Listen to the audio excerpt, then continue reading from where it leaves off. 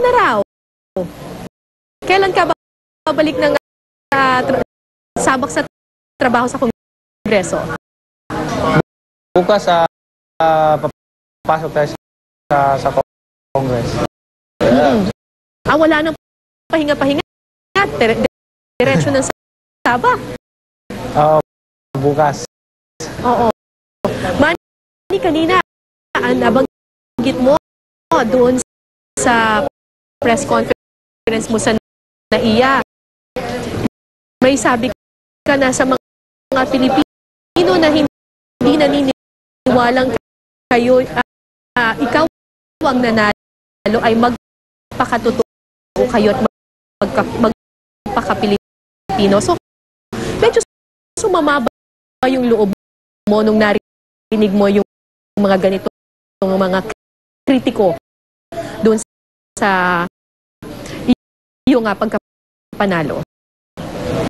Ha? Oo. Yes, Manny. Kasi di ba may mga kritiko ka na nagsasabi na hindi sila kumbinsido doon sa pagkapanalo mo. At sinabi mo sa NAIA kanina na dapat magpakatotoo sila at magpaka-Pilipino. So medyo sumama ba yung loob mo na naririnig mo itong mga criticisms na ganito?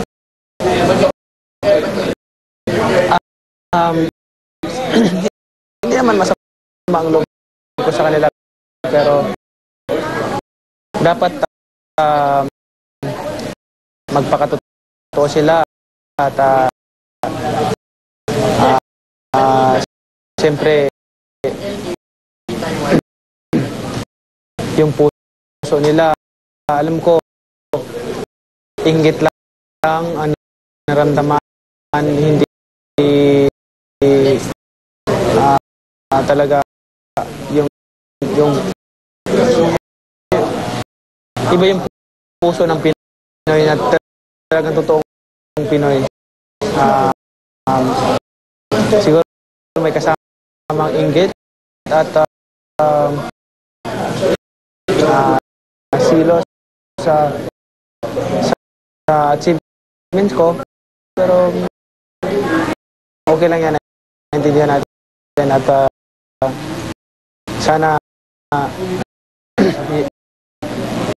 alisin natin yung crab mentality. Manny, kung ikaw ang tatanungin at hindi si Bob Arum, yung promoter niyo, no? Sino mas gusto mong makalaban? Si Juan Manuel Marquez ulit o si Mayweather?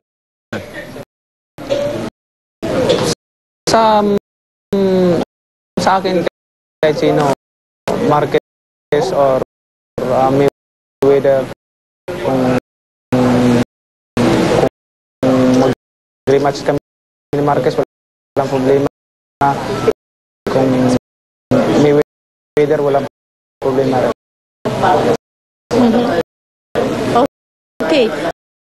Speaking of Mayweather, sabi sa Yahoo Sports, #1 pound for pound boxer na daw si Floyd Mayweather Jr. Anong reaction mo dito, Manny?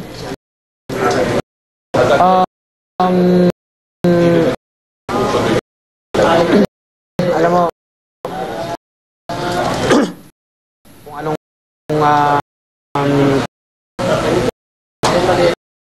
sabihin ng mga tao, kung anong ilabas nila, wala. Okay lang.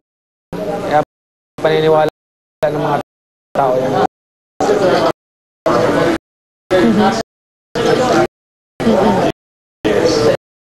Manny, ano pinaka-na-miss mo dito sa Pilipinas? Na-miss ko yung pamilya ko, yung mga anak ko, at salamat sa Panginoon at nakapiling ko sila ulit. At siyempre,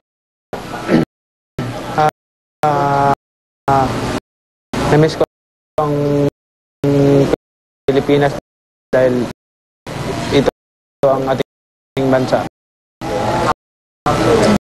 Manny, sa tingin mo, ilang laban pa ang inaasahan mo bago ka mag-retiro?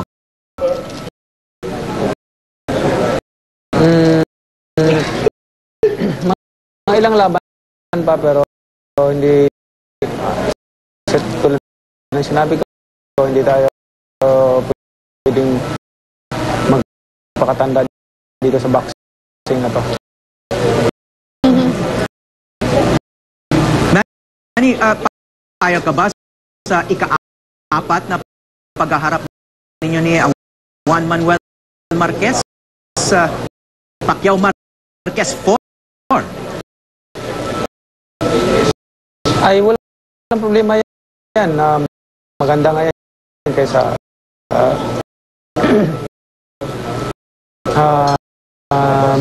magandang ano yan kaysa ibang kalaban kung sakali. Manny, ang iyong Mommy Junisha, tuwing lalaban ka na lang ay nananawagan na sana pagkatapos nun ay magre-retiro ka na. Ngayon ba pagbibigyan niyo muna ang iyong Mommy Junisha no magretiro na o isang laban pa ulit? Hindi pa naman. Kumbaga saan hindi pa ako magre-retiro dahil kaya pa naman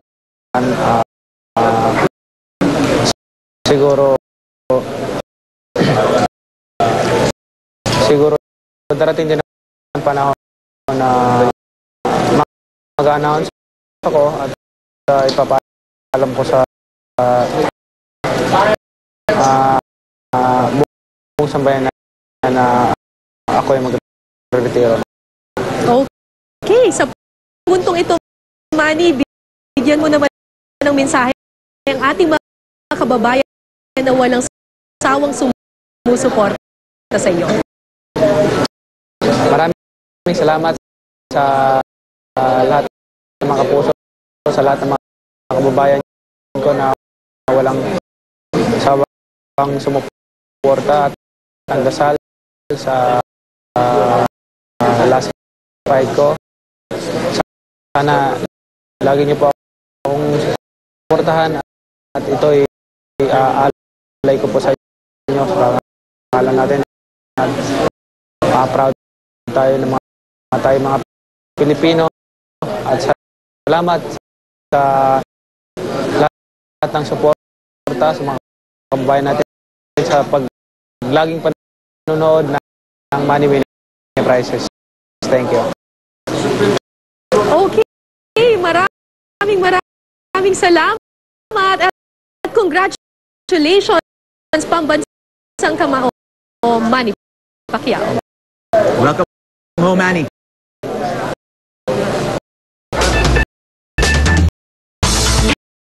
Naku, Howie, ang ating bansa, alam mo ba, maraming lugar na mayaman sa natural resources, talagang napakaganda. Alam